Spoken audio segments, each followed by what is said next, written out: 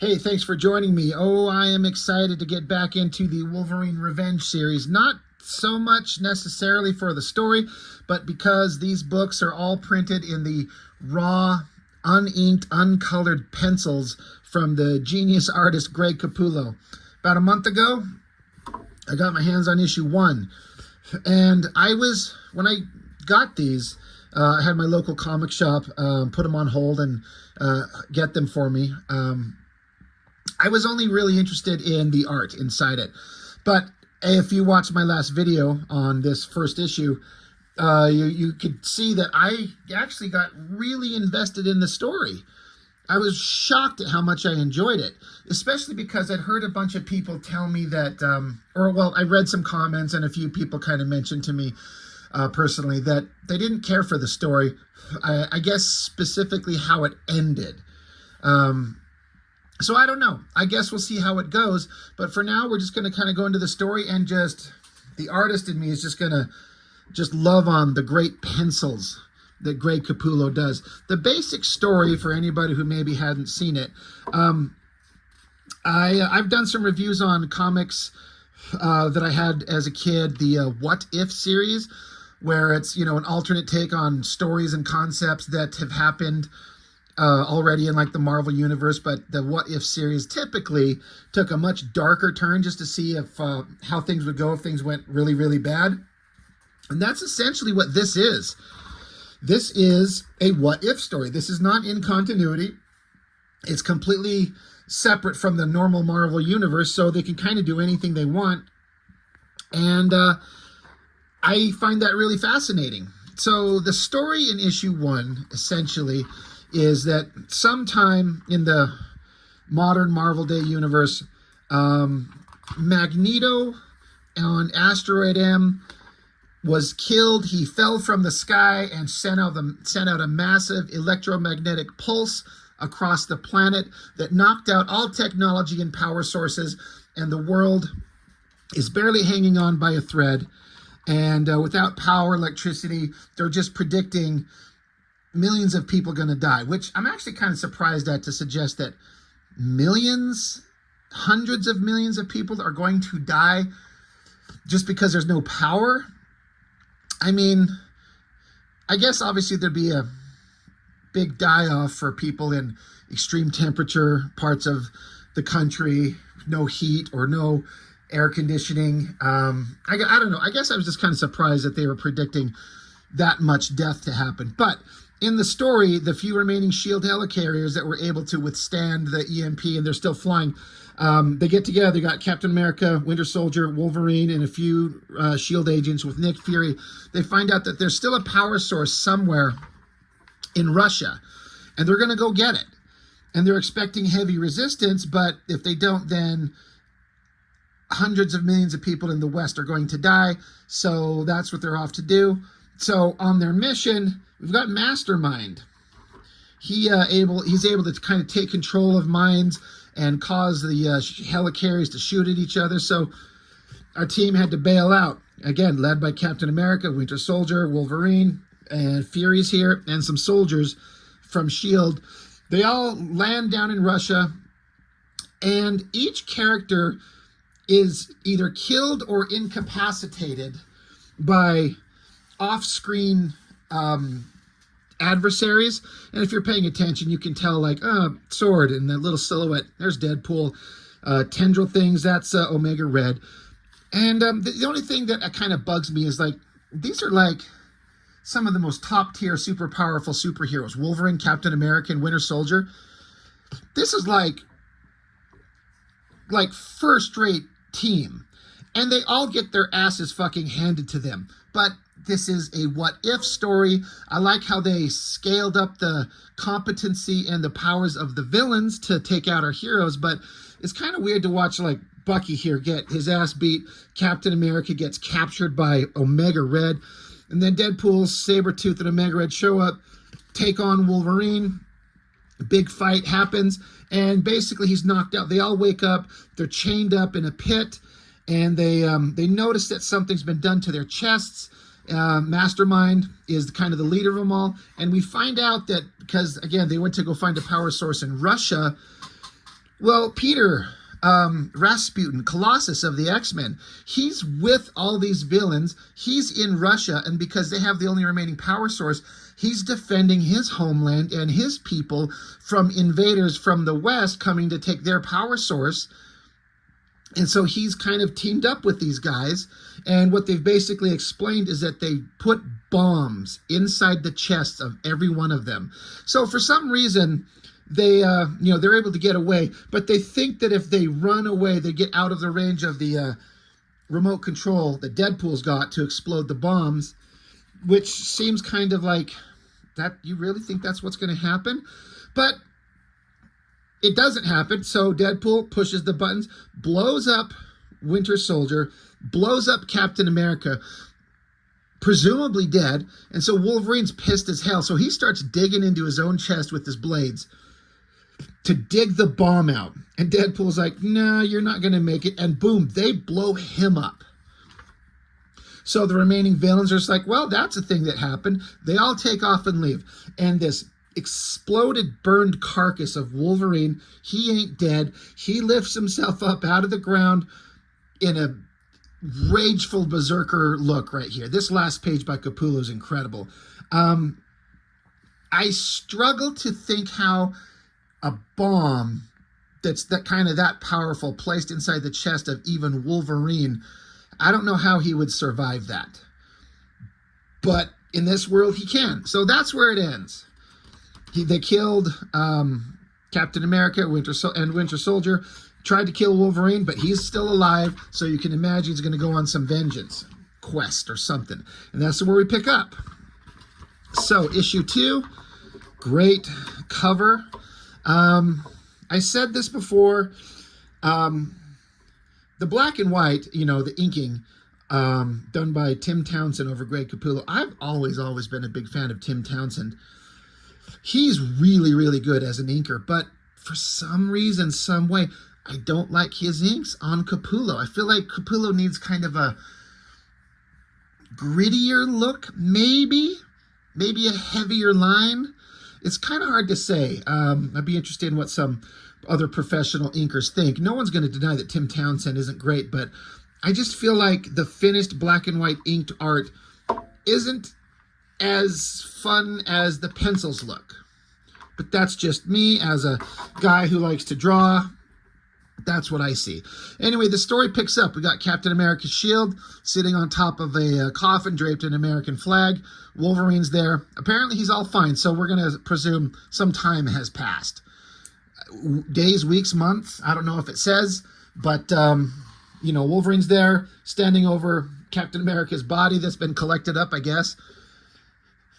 And he says into the darkness, basically, Fury's hiding in the dark, and Wolverine says, I know you're there, so bring your ass out.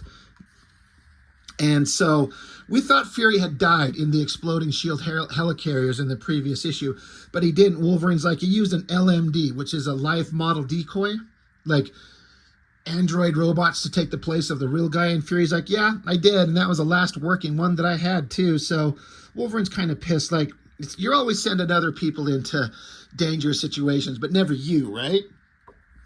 So Fury's like, I've known you for 50 years. You've known me for 50 years. After a while, it's simply who we are.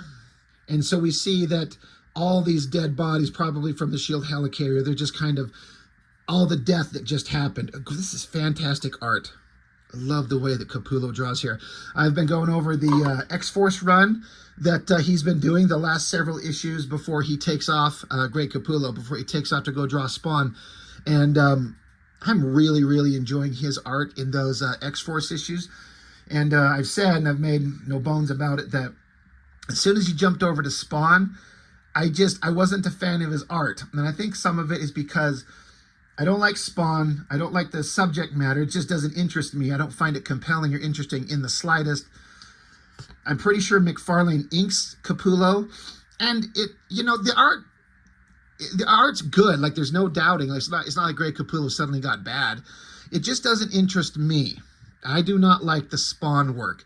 I could enjoy a comic even if I don't like the story, but if the art's fantastic, I'll still keep buying it. And I did buy Spawn Forever, but just in retrospect, I was just like, God damn, I do not like this book. And I didn't like Capullo's art in Spawn. But then here we are decades later, he's drawn this book. It's very different from the X-Force work because, again, decades later, he's fantastic then, he's fantastic now. He's obviously grown, one of the best artists out there, in my opinion. It's just interesting to see how his style has evolved, and the same artist drawing different things. I can be interested in here, but not interested in them over here, even though it's the same art. Anyway, so Wolverine's like, well, what are we going to do now? And Fury, this is kind of an interesting kind of component that if I'm reading it correctly, Fury's saying the Empire has failed. Like, we failed. The Empire has fallen. Basically, the West, America, everything. We're done. If we're lucky, only a couple 100 million people on this continent are going to die. He says there's something like 20 nuclear subs rolling in the deep water.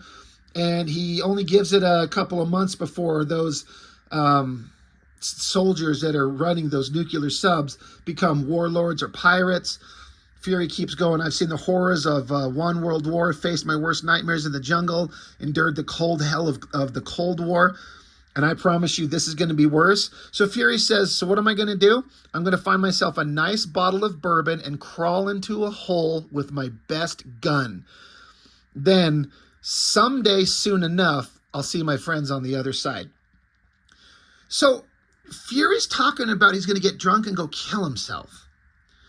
And I'm like, is this how Nick Fury would react when the world is at its worst and all hope seems lost? He's like, well, we're defeated. I'm going to get drunk and put a gun to my head. Again, because this is a what-if type story. It's not actually under the what-if banner, but it's an out-of-continuity story. Yeah, I mean, we can have the characters do things like this because it's not the real-world version of them, right? I just got to say, it really throws me off having Nick Fury say that. I mean, I'm not misreading that, right? So Wolverine says, well, when you do, tell them I said you're only late because you're a terrible drunk and an even worse shot. So Fury says, what are you going to do, Logan? What about you? What are you going to do? And the rageful look on Logan's face, you know it's all about the revenge. So Wolverine's not going to let that shit pass that happened in issue 1 without taking the people down that, put a bomb in his chest and tried to blow him up. So with these what-if stories out of continuity where things happen in all kinds of weird different ways, you're not worried about where characters have to be in their own books and adhering to continuity, that's where I find things interesting, because then you can start having other characters show up and have them interact in ways that make perfect sense. The one thing that I'm kind of also, from a story perspective, I kind of find hard to believe is that in this world where the electromagnetic pulse has detonated and shut all power sources off, how can there be such a threat of imminent death with minds like Reed Richards and Tony Stark and Hank Pym? Just all these scientists and all these guys with these incredible technological powers that can create like flying vehicles and teleportation portals and create monsters and superpowers and all this shit. They can't find a way to generate power to keep people alive. It's just a kind of a story element that I feel like has been sidestepped for a moment, and it bugs me. How can you ignore? I don't think it said that the heroes were dead. Reed Richards is still out there, right? That guy can do anything. But that's also the problem when you have a character that's that freaking smart. Anytime something kind of dramatic comes up that requires a solution, considering the stuff that's happened in the Fantastic Four, they could fix it instantly if you want to be real. The reason I bring that up is because they do kind of address that in a small way in the scene that's about to come up here. Wolverine's 3 months later in the Dakotas, and he's walking through the forest. Here's a sound in the distance coming up. It's a Jeep, and out comes Dani Moonstar. This is a character that I am aware of, but she's never been in any comics that I've ever read. I know she was one of the New Mutants, and when I was reading the comics, she was long since gone. I don't know where she went. I don't know her story. I know nothing about this character beyond her existence. Native American, that's it. Part of the New Mutants, Native American. That's all I know. So I don't know anything about her, but I think it's interesting that she's here. I have to just, the artist in me wants to shout out, looking at like this panel right here. This is a low angle shot of this vehicle that pulls up. It's a Jeep. And so Capullo draws like the undercarriage bumper edge of the Jeep, and then he draws the tire, and you can see that he only put in detail on the outside edge of the tire and pencils in some of the tread, and then he just takes his pencil and lays it flat and kind of just smudges black in there to just indicate that all this is supposed to be blackened in, and this little highlight part of the tire is the only part that's visible. But if you're looking close at that tire, you can see that he drew out, trying to hold this right, that he drew out the entire thing, the cylindrical form of the tire, to keep it all in proper perspective. And then he just decides what his composition needs to be, and he's just going to have this little edge of it highlighted. Then he fills it in with black. But you can't just like fake it and draw a back bumper and then draw a corner of a tire and then just black it in with and not have it look right. Capullo knows what he's doing. He's an absolute genius. And just the artist in me was looking at that, how he's like, you can tell he drew in all the parts of the tire, even though it's going to be blackened in. And then the shot of the Jeep here, obviously referenced, maybe photo traced.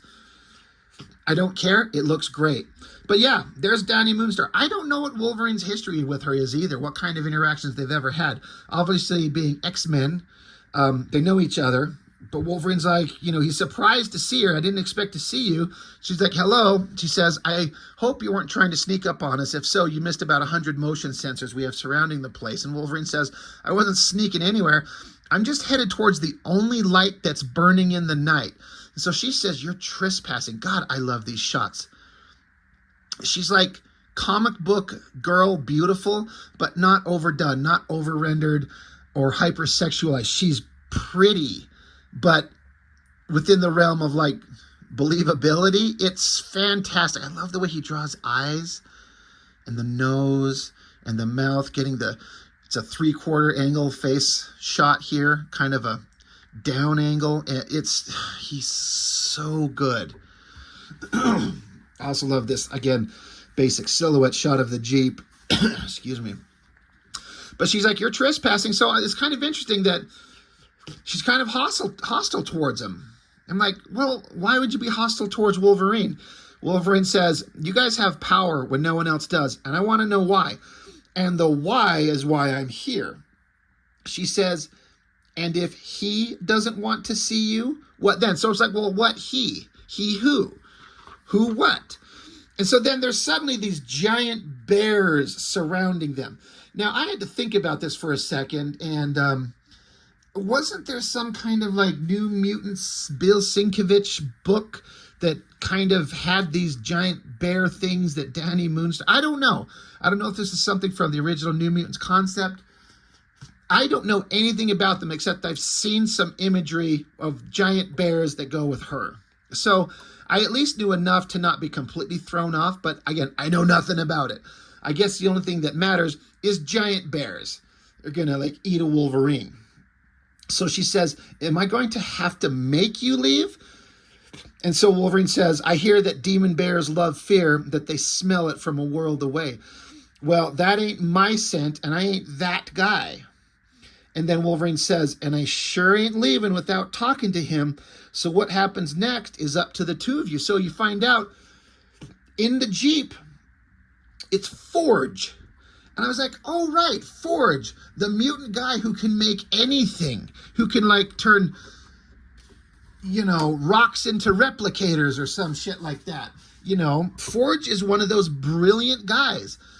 get Forge, get Beast, get him with Reed Richards and Tony Stark. They'll have the planet back going in a minute, you would think. But Forge, I'm like, okay, I like that. I do have to say,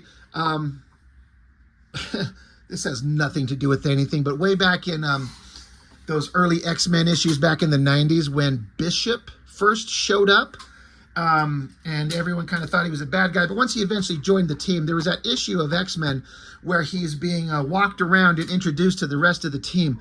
And Bishop walks up to Forge and shakes his hand. And before Forge can say his name, he's like, "Hi, my name is Forge." Bishop refers to him as Genesis. And Forge goes, "Close, my name's Forge." And Bishop says, "For the moment." And I always thought that was a really good name for Forge. Like, for a guy that can create things out of nothing, Genesis is a great name. But also, so is Forge. So I don't know. That's just something that I think of whenever I see him. But 2 days later, I guess Wolverine's flying around with Forge. They worked out something. So they're flying around, and, Forge is saying... Forge is saying to Wolverine, "Are you sure I can't talk you out of this? Retribution is a dark path, and revenge is a master no man should serve." And Wolverine's like, "It's all I got left." And Forge is like, "Well, the world ended, and instead of surrendering to despair, I steeled myself to raise up something new and gathered those around me who could see the dream for what it was." Wolverine says, "Sounds like heaven. You offering me an invite?" And Forge says, "Until you wake from this madness that has taken you, my friend, there is no place for you on the mountain. I fear where your future lies, Logan. I fear it is not heaven that waits for you." So, Forge has, created a place where people can live based on the hellish version of the world that exists now. And I guess you could see why Danny Moonstar was like, "This is our particular specific space, and you're not welcome here," so they're going to defend it. But Forge, being a, former X-Men, he's helping out Wolverine. So they go to a crater. Now, they were saying that Asteroid M, with Magneto on it, crashed to the planet and created this giant crater, and that's when the EMP happened. So basically, they're here looking for something. Wolverine's like, "I thought there'd be more debris." And Forge basically explains that, Magneto and his kind of mindset creates a response from fanatics. Basically, there was a whole bunch of debris here, but all of the remnants have been cleared away as, he says, holy trinkets of their mutant prophet of doom. So anything that was left of Asteroid M has been scattered to the wind. So all that's left is a giant hole in the ground. So they're talking like, we're looking for a thing specifically. It's got to be beneath our feet. And so we have to go digging. So Wolverine's like, "You got any kind of high-tech doodad we can dig him out with?" And Forge is like, "Yeah, sure, here." Throws him a shovel. He says, "There you go. Start digging." So he eventually does. And the interesting thing is, after they go digging for a while, Wolverine finds the body of Magneto. There he is. And they pull out the helmet. And Wolverine's like, "There you go. Do you think this will do?" And Forge says, "A little more shielding, a touch more of vibranium for feedback. Yeah, I can make this work." And then he's back in his technological headquarters working on the helmet. So I was like, why would Wolverine want Magneto's helmet? And then I was like, oh, well, you got to go up against Mastermind, the guy who can control your thoughts. And Magneto's helmet has always been something that can block mental telepathy control. I'm like, okay, well, I dig it. So sometime later, it says a city that's name has been erased. There's just a city shot and some cloaked figure walking through it. And the cloaked figure says, "Unbelievable. He's got this whole place brainwashed." And you see close-ups on all the humans, just the regular people walking through the city. They're kind of like this wide-eyed, void look in their eyes. They're drooling on each other. Not on each other, just all, they're just kind of in this zombie state. And this guy in the cloak is like, the whole place is brainwashed. Again, I gotta shout out Greg Capullo for being able to draw all kinds of different body types. Skinny guys, fat guys, different facial structures, great backgrounds with all kinds of believable detail. He's so fantastic. I look at this and I'm like, I understand everything that I'm seeing, and it looks simple enough, but then the artist in me who tries to draw his own pages, I'm like, God, I couldn't do anything like this. at the level that he does, which is why he's a veteran master artist and he commands the big bucks, and he should. He's so good. But whoever this cloaked figure is, he comes up through this kind of zombified city to some kind of compound up there and slashes through the gates, and you see a sound effect of snicked. So, well, must be pretty easy to figure out what that is. He gets through the gate, and here's Mastermind with some girls. God, this one looks like a freaking kid. So they're, you know, they're rubbing his feet and rubbing his hands and feeding him grapes and shit. And so the cloaked figure comes through the wall, or, you know, through the gate, comes inside. And so Mastermind says, to whom do I owe the pleasure? That, you know, you're an uninvited guest. And he says, we'll get to that in a second. First, I want to know where the others are. Rasputin, I know, but Wade, Creed, Omega Red, where are your pals, Mastermind? Mastermind says, Rasputin has cast us out, said we were beneath him, but you shouldn't know anything about that. That you do makes me curious. So Mastermind's like, I don't know who you are, but the information that you know, no one should know. So who are you? So Mastermind's like, I won't be giving up my secrets. Instead, I'll be taking a look at yours. So the cloaked figure tumbles and falls to the ground in pain. Mastermind stands above him and says, you know, we're going to start with, who are you? The cloaked figure says, bad news on that front, bub. Mastermind freaks out. And it's Wolverine wearing Magneto's helmet. But you can see that Forge redesigned it. It's got some, like, stripes on it to match Wolverine's kind of design. And instead of that, whatever that little shape was on the mask, you know, if you can see right here, there's this little, I don't know what that thing's ever supposed to be, but there's kind of like a ornament kind of thing that Magneto had on the helmet. Well, on the one that Wolverine's got now, it's just a big old pointy W for Wolverine. So he's wearing Magneto's helmet, so he can't be controlled by Mastermind. So Mastermind freaks out because he knows if he can't control him mentally, he's a dead man.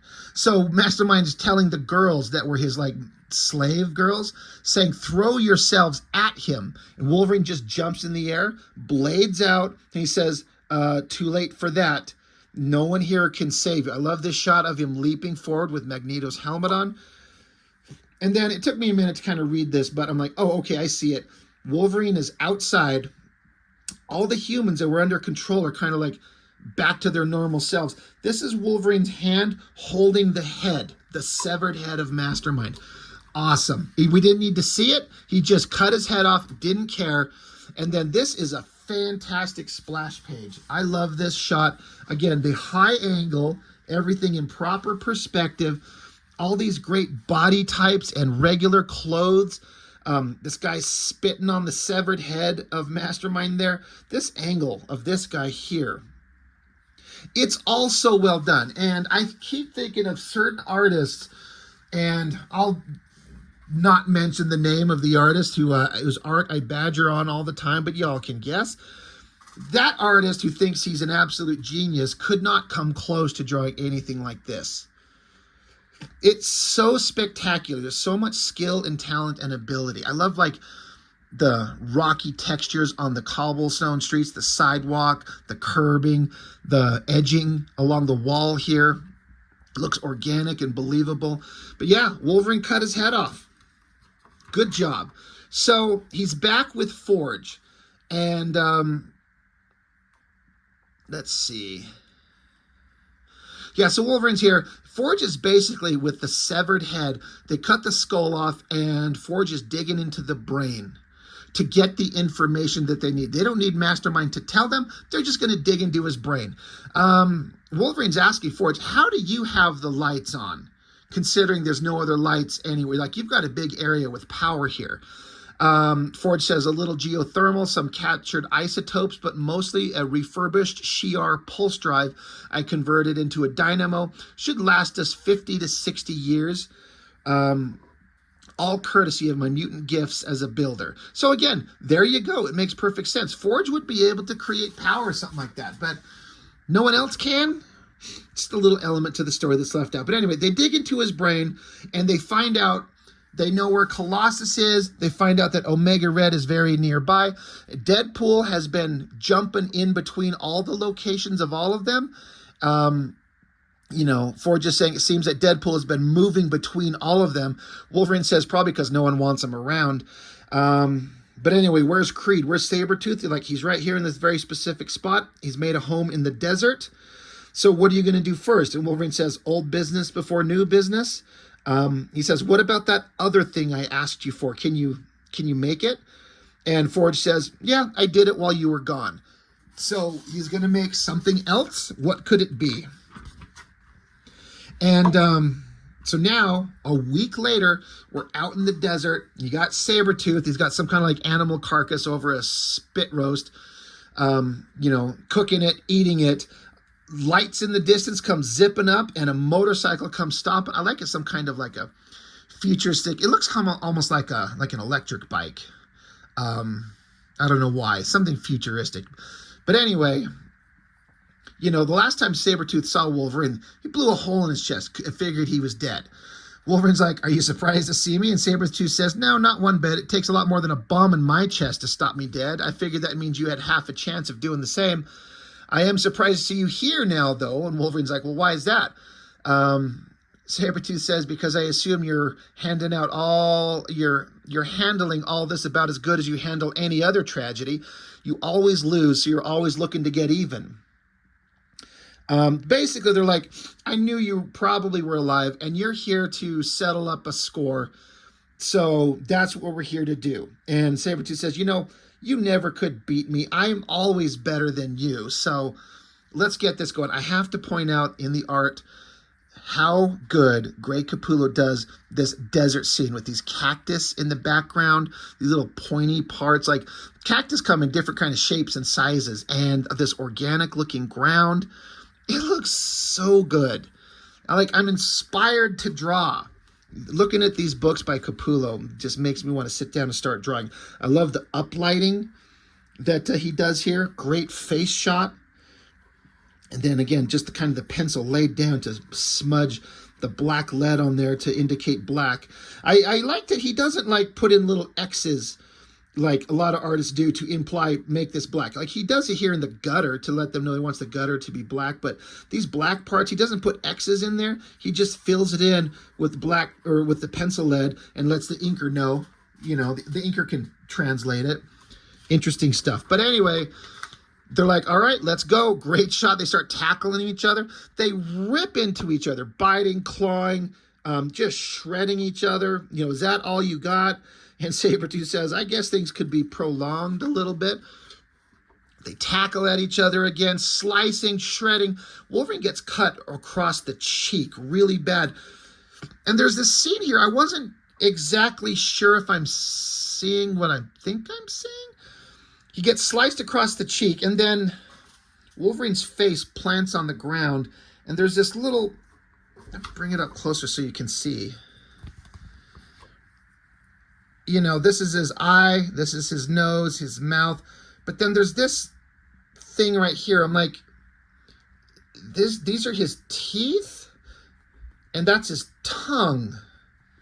So I guess they're implying that he got his jaw dislocated. And so Wolverine's over here in this top panel, I guess, putting it back into place. And I guess that would make sense because Wolverine might have unbreakable bones, but the bones are connected by fleshy ligaments and stuff like that. So you could dislocate his jaw, I guess. It's something interesting that I was like, what happened? It's crazy. It's violent and bloody. But Wolverine, he got shredded pretty bad. Sabertooth keeps yapping on. Sabertooth picks up the motorcycle, and I guess the engine's running, and Sabertooth somehow starts revving the engine as he smashes it down on Wolverine's face and revs the engine to spin the tire on Wolverine's face. And just keeps doing it, keeps smashing the bike on him. And then Sabertooth says, I think I broke your bike. And Wolverine just says, well, actually, it ain't my bike. Sabertooth just standing over him. God, that looks really cool, powerful. Wolverine says, I borrowed it from a friend. He ain't going to be too happy with what you just did. So Wolverine jumps up and just stabs Sabertooth right in the guts. Love this drawing. Great composition, great figure shot, great heavy shadows. So good. And after getting stabbed in the guts really bad, Sabertooth, he's like, he said, that ain't gonna, something's wrong here. I'm not, something's wrong. And Wolverine's like, yeah, healing, I know. That same friend built in a neutralizer into the bike's headlamp. And now your mutant powers are gone, Creed. I'm healing up just fine. But you're bleeding out. It's been a long time coming, but you're done. And so Wolverine kind of like, I could tear you apart piece by piece, little by little, and come back for you year after year. Or maybe I should just end this fight with you once and for all. And Sabertooth says, end me? You think you still think I can't take you, little runt? You're talking to the wrong wolf in the wrong forest. Wolverine says, that's funny because I thought I was talking to a dead man. So he pops his claws. Sabertooth gets his claws out. And it just ends on a giant badass splash page of them tackling each other.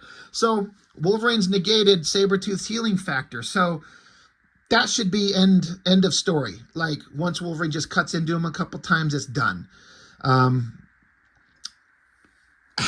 like, again, to point out artistically, there's no reason that Greg Capullo had to spend as much time as he obviously did on this cactus with all these little intricate patterns in the texture of the branches itself. Let me bring it up close. Like, you see how much time and effort he would have had to put into doing the little pencil strokes on that to draw that cactus. What a pain in the ass. But it's so beautiful. It looks so great. Again, the composition of it, the interesting kind of whatever type of cactus, tree, whatever this is specifically, because again, they're all kind of different types. He chose to put this in here, add its composition. And I bet he was probably, as an artist, you could sit here and you draw this out and you start, noodling in these little squares. And it could be tedious and frustrating, but also there's a part about something like this that's just kind of therapeutic, just to slowly work on these little patterns. You're done drawing muscles and blood and guts. You sit down and just draw some organic patterns. And as it starts forming, it becomes this really awesome, beautifully penciled cactus in the background. It looks so great. I love it so much. But that is the end of issue 2. So basically, Wolverine's on his revenge hunt. And he took down, he's going to start taking down everyone one by one. And he's starting with Sabertooth. Next issue, you got him fighting Colossus.